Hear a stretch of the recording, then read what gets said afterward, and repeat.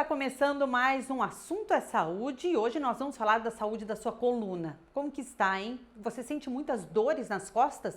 Segundo a Organização Mundial da Saúde, pelo menos 80% da população mundial um dia vai ter uma crise de dor nas costas.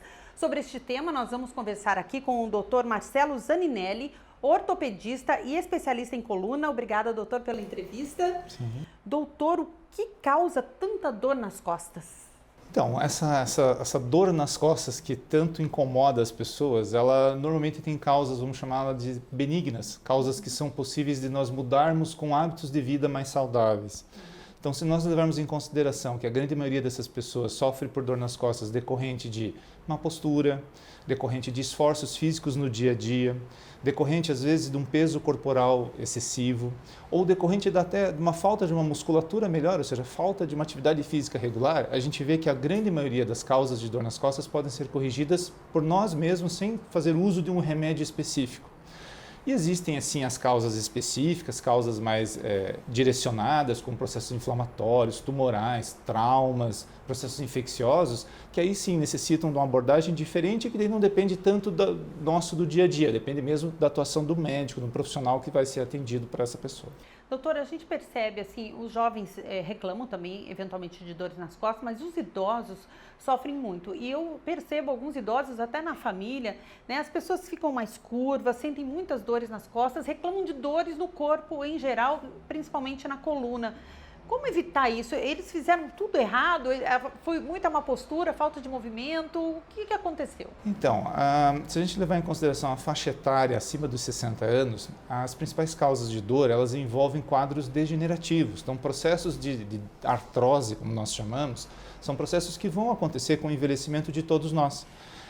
A diferença maior entre isso são pessoas que fazem atividade física, ou seja, elas têm um componente muscular que as protege, e aquelas pessoas que não fazem atividade física, onde a fraqueza muscular leva a uma sobrecarga dessas estruturas que estão envelhecendo. E por isso provoca dor, provoca desalinhamentos vertebrais, podem provocar até pela própria fraqueza, até fraturas, a gente chama de fraturas osteoporóticas, pela própria insuficiência das vértebras. E aí vai adquirindo aquela postura, né, aquela postura mais cifótica que a gente fala das pessoas de idade que acaba perdendo altura, né? É uma situação que a gente deve tentar combater, evitar de chegar nessa situação com exercício precocemente. Tem muita gente que está nos assistindo agora em todo o Brasil, doutor, e pode estar falando, puxa, eu estou com 68 anos, já estou sentindo essas dores, adianta começar um exercício físico na idade mesmo de 68, 70 anos, digamos? 70 até 80 anos, Sim. O importante é começar.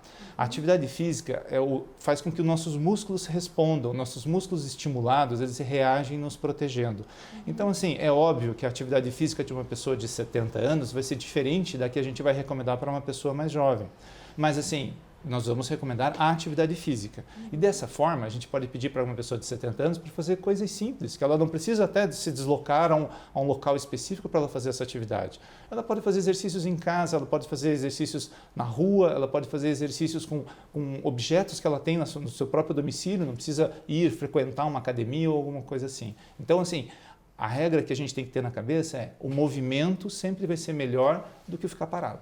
Uma caminhada ajuda? Sem dúvida. Uma caminhada, ou subir uma escada eventualmente, ou levantar e sentar da cadeira, ou fazer um exercício de agachamento, um alongamento na cama quando acorda. São atividades que vão estar estimulando o nosso corpo e ele vai reagir, ele vai responder. Doutor, uma das questões que o senhor mencionou logo no início foi a má postura, né? E durante essa pandemia, todo mundo em casa, muito home office, muita gente reclamando de dor nas costas. As pessoas sentam errado, ficam muito tempo no celular, que má postura é essa? Sem dúvida, esses últimos meses aí tem sido assim muito sofrimento para as pessoas que têm problemas de coluna prévios e que ao longo do tempo acabaram causando eles tinham um equilíbrio, ou seja, eles estavam cuidando bem do seu corpo, eles tinham sintomas controlados.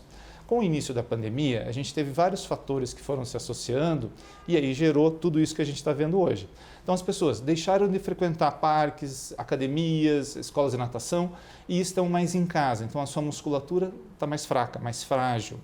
essas pessoas passaram a desenvolver atividades dentro de casa que nem sempre elas estavam acostumadas. A dona de casa vai para a cozinha, de repente aquela profissional que trabalhava fora de casa está em home office, mas ela está cuidando das crianças em casa, está cuidando do estudo, está cuidando da comida, está cuidando dos quartos e da casa. Então ela está fazendo esforços, então ela não tem músculo, o músculo está mais fraco, ela está fazendo esforço. As crianças, nós mesmos, quando estamos em casa, estamos às vezes no sofá mais tempo do que o habitual, e no sofá a gente acaba não ficando naquela postura certinha, a gente acaba ficando mais relaxado.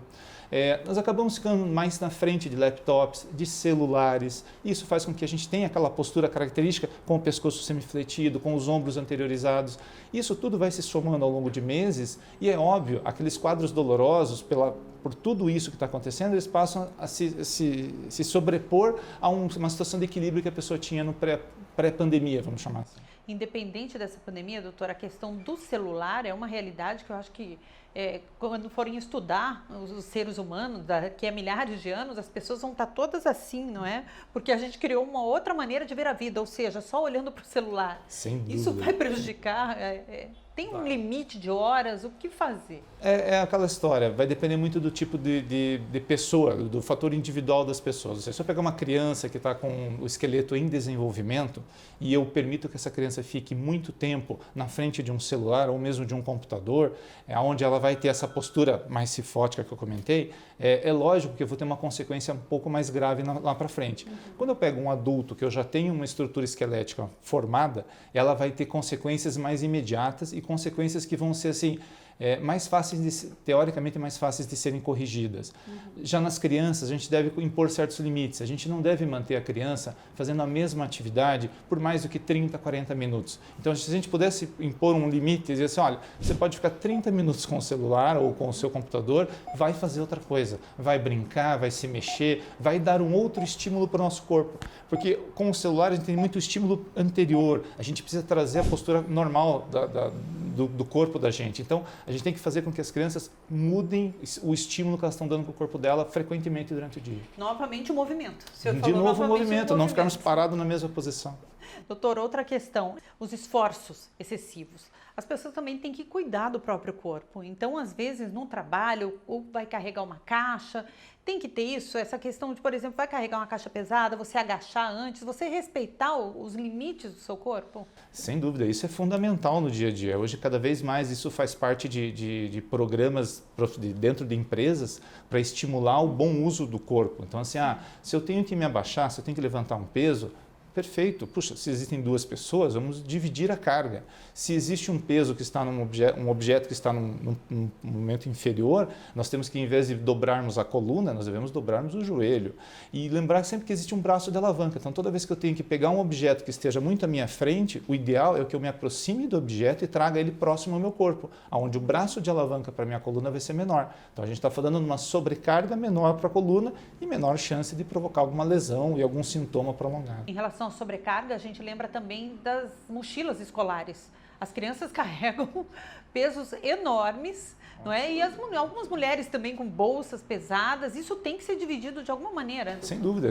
Pensando nas crianças, de novo, é um esqueleto em formação, é um esqueleto em crescimento. Então, a gente tem que procurar trazer a maior simetria possível para esse esqueleto. Então, as bolsas, realmente, o peso é um absurdo. A ideia é que, já que não tenha outra saída para levar o material para a escola, que se distribua o peso nos dois lados. Ou seja, nunca deixar de um lado só, onde eu vou levar uma assimetria. Essa assimetria, quando acontece de forma continuada, pode trazer uma consequência futura para a criança. Doutor, quando um paciente chega até o senhor é porque está sentindo muita dor, ele quer um alívio imediato, ele quer um medicamento, né? Quais são os tratamentos que existem hoje disponíveis para aliviar essas dores nas costas, que para muita gente se torna crônico?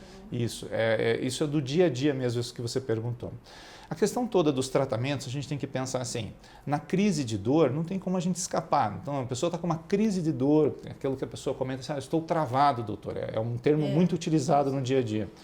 Nesse momento, a gente precisa respeitar o nosso corpo, porque o travamento, ele nada mais é do que uma defesa do organismo, ou seja, quando travou é porque aconteceu alguma coisa. O nosso cérebro entende que existe algo em perigo e manda a musculatura parar para não deixar nos mexer. Então, a ideia é que a gente respeite o nosso corpo. Se eu estou com dor e eu me sinto bem sentado, eu fico sentado. Eu não vou brigar com o meu corpo ficando em pé mais tempo. Sim. Se eu me sinto bem deitado, eu vou ficar deitado. Então, a primeira regra quando eu estou com uma crise de dor é respeitar aquela postura, aquela posição que eu fico melhor. Sim. A segunda coisa é fazer uso de medicação.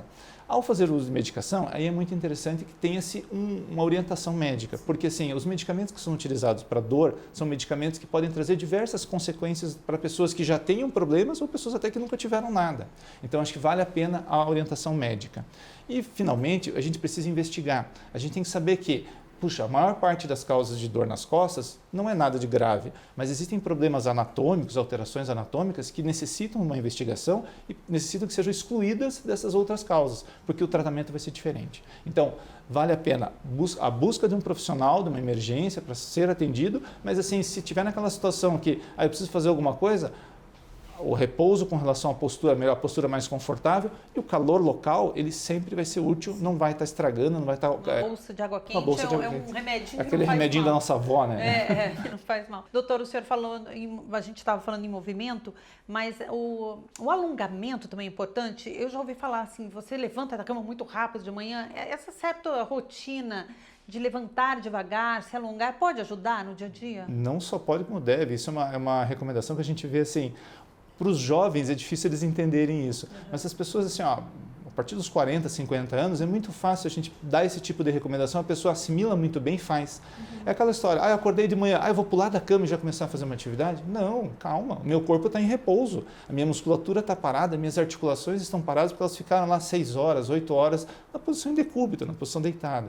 Quando eu vou sair da cama, o ideal é que a gente faça a comparação ali com o gato. Isso. O gato, quando acorda, ele se estica, ele alonga, a gente deve fazer a mesma coisa na cama. Sim. Então não custa nada ali, 30 segundos, eu dar uma espreguiçada na cama, eu dar um estímulo inicial, um estímulo lento para minhas articulações, para os meus músculos, para daí sim sair da cama e começar meu dia. Então o nosso corpo precisa disso também. Menos ansiedade, né, doutor, no dia a dia. Eu acho que serve para todo tipo de doença. Hoje em dia a gente fala, se a pessoa... Menos ansiedade sempre ajuda, não é? Sem dúvida, sem dúvida. Tá certo. Doutor, muito obrigada pela entrevista, pelas informações. À disposição de vocês. Este foi o Assunto é Saúde. Até a próxima.